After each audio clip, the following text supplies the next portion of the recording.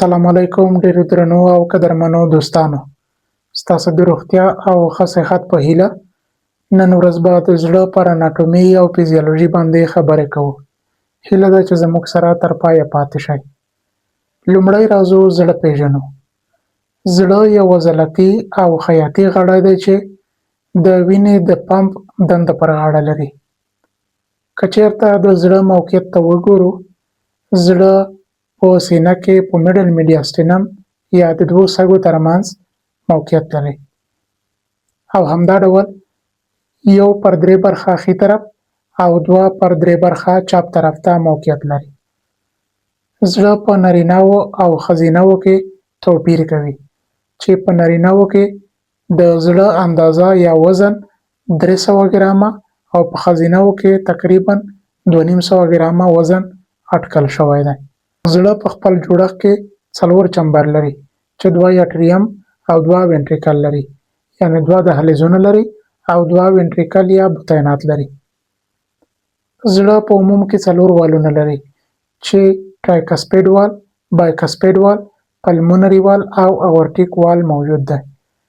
همدا ډول که چیرته د زړه جوړښت ته وګورو، زړه له 3 طبقو څخه جوړ شوی دی چې تر ټولو داخلي طبقه یې د انډوکارډیم، منځنۍ طبقه یې چې عضلاتي برخه ده، عضلاتي طبقه ده د مایوکارډیم او تر ټولو خارجي برخه یې د پیریکارډیم په نوم یادیږي چې د زړه څخه چارچاپیره راتاو شوې ده.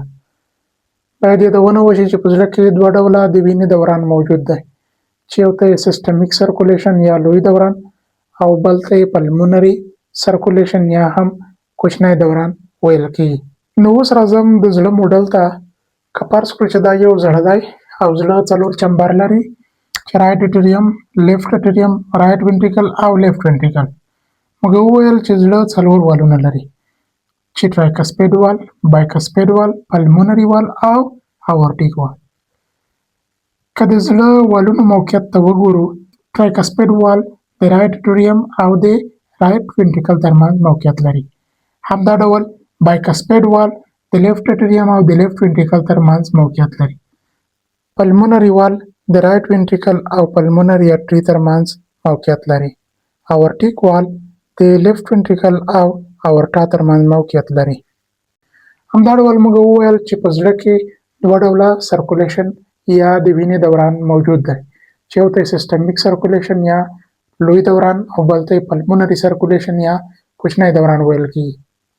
سیسټمیک سرکولیشن د هغه سرکولیشن دی چې د زړه او د بدن ترمنځ د وینې تبادله پکې صورت نیسي، او پلمونري سرکولیشن د هغه سرکولیشن دی چې د زړه او د سږو ترمنځ د وینې تبادله پکې صورت نیسي.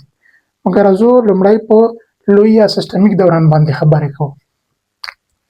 سیسټمیک دوران د بدن څخه ټوله کاربن ډای اکساید لرونکې وینه یا ډي اکسیجنیټډ وینه د سوپیریر وینا کاوا او انفیریر وینا کاوا په مرسته په رایټ اټریم کې تحلیه کېږي.